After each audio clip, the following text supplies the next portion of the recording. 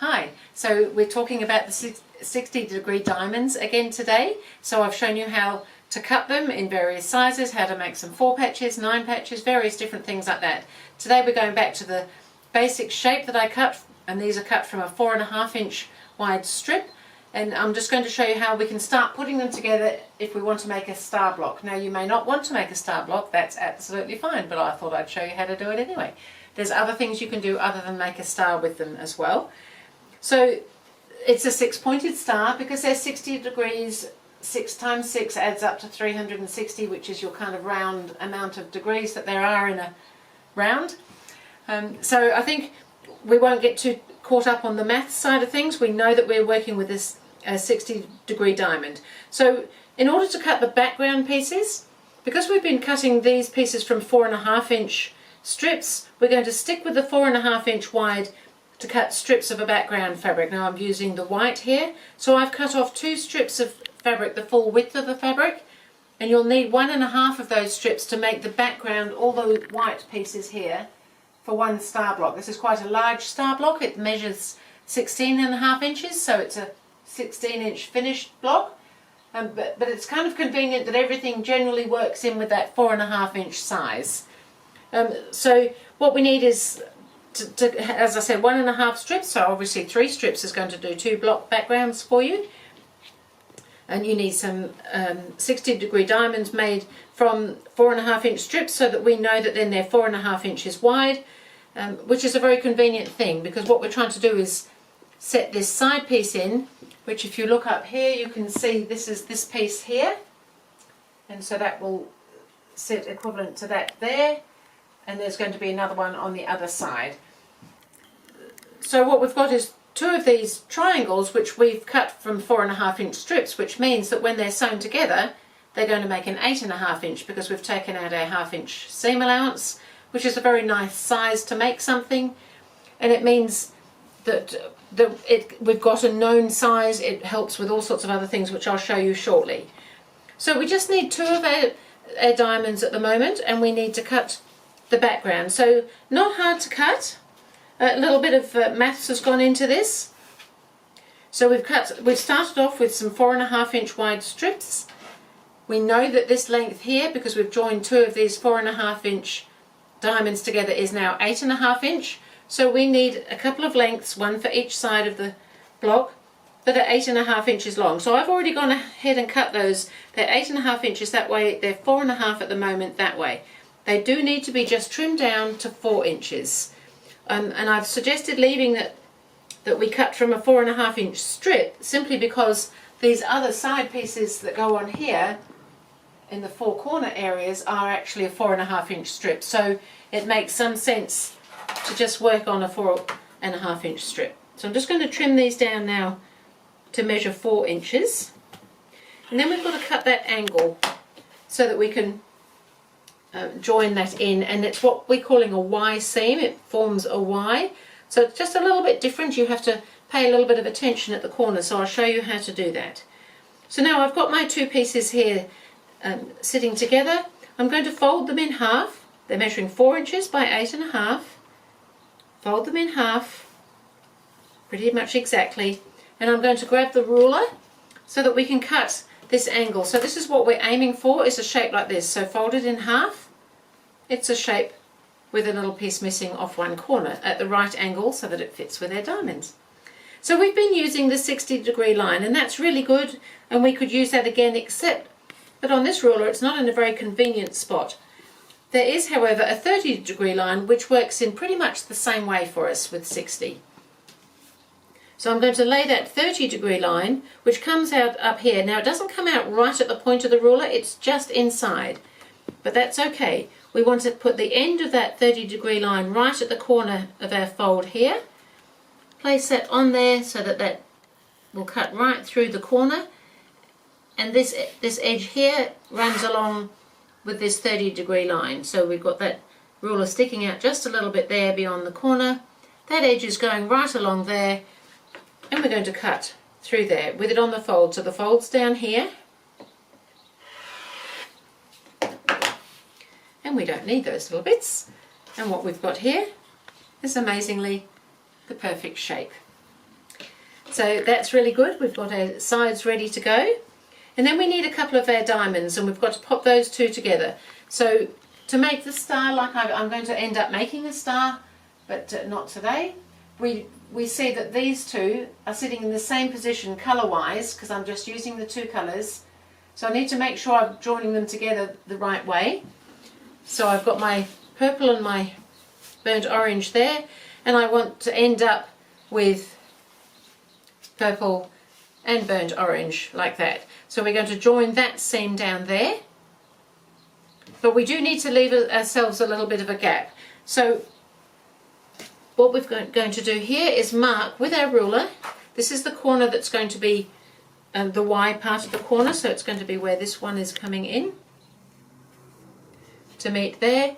So we just need a little marking to start and stop sewing. So the best way I found to do that is simply to line up the ruler so that we can just do a little mark where the seam should go. So on the 1/4 inch line, just line that up with the edge of the fabric, so not on the fabric, but almost slightly next to the fabric, and just do a little line at that corner there, because this is the corner that we're going to need it to work on. And then we turn it and we do another one along this side, and it's just in the little corner that we're needing that little intersect mark just there, because we want to start or stop our sewing at that point, because we don't want to go right through to the end of that seam. We need to be able to open that up there.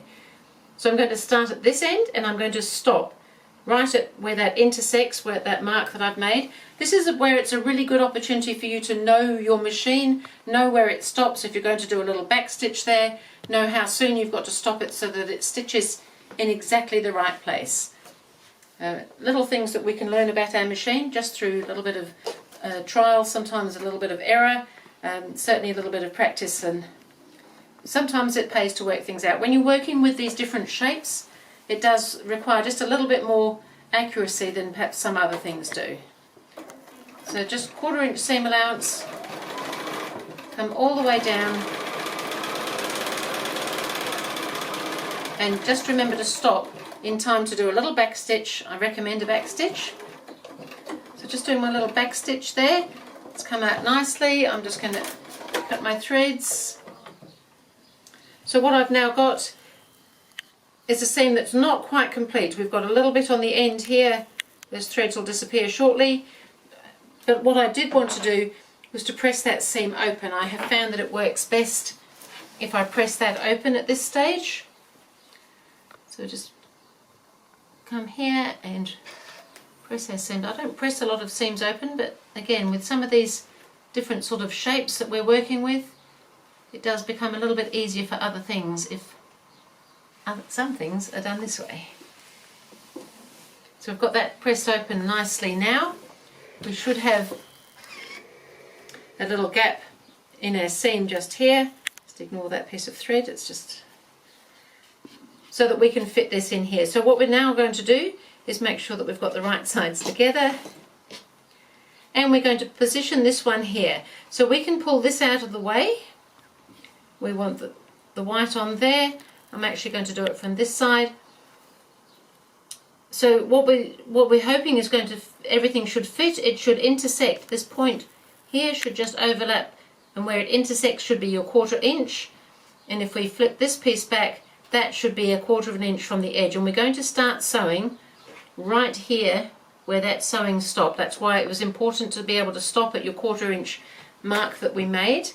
Now if this is in your way, you could put a little pin in that just to hold it out of your way. You don't want to be putting any pressure on there, but just so that you can start. And again, you're just going to start right at that point where the fabric sits. So it is a good thing to know exactly how your machine stitches and where it stops and starts for something like this. It helps quite considerably. So these edges should be lined up. It should intersect a 1/4 inch at this point at the end.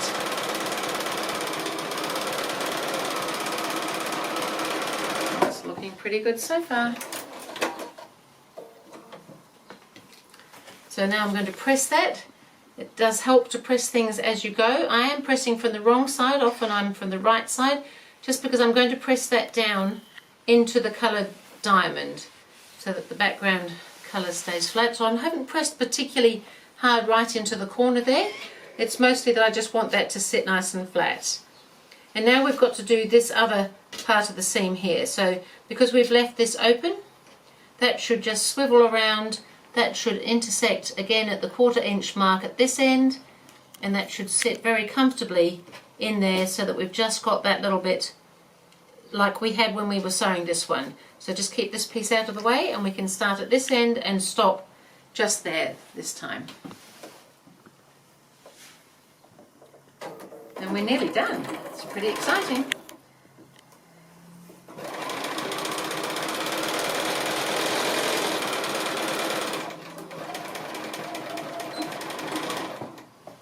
And that's finished up there. I'm going to bring the iron back.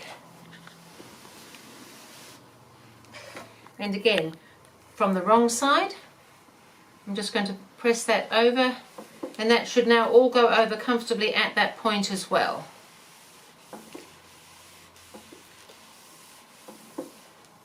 And I can flip that over. There's just a little thread sticking up there. And that's sitting really nicely in there. We've done a wonderful little Y seam. I'm just going to trim off that little bit of thread because I don't like little bits of thread sitting around. They always cause a distraction. So now I've got 2 of those, which will end up being part of my star, which is one is going to go on the side here and one is going to go on the side over here. However, we may not want to make stars, so let's have a little bit of fun. So we can go on doing things like that. We can make them into columns. We know that this is 8.5 inches wide, so we can make a column.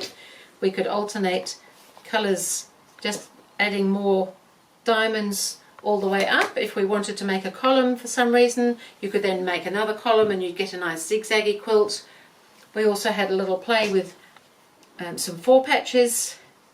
You could have some wonderful fun with some 4 patches coming along, making a zigzaggy something or not. So that was just another little thought process that you can just start making all sorts of different things. They don't have to be stars.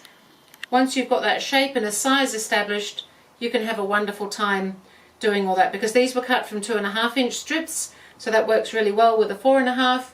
And so really the oysters, no, the world's your oyster. There's a saying in there somewhere. I think it's so much fun to experiment with some of these things. I will be coming back next time and showing you how to finish off the star block, because you may just want to make some stars. And of course the stars could have pieced diamonds in there as well. They don't all have to just be the solid ones like I've done there. But have a little play, have a think about things that you could do with some of that. Because you've got a straight edge here, you know how to do a straight edge here, and that edge is also going to fit in there, and things like that. So there's lots of things that you can do already with 60-degree diamonds, and we haven't even made a whole block yet. Isn't that amazing? So I'll see you next time.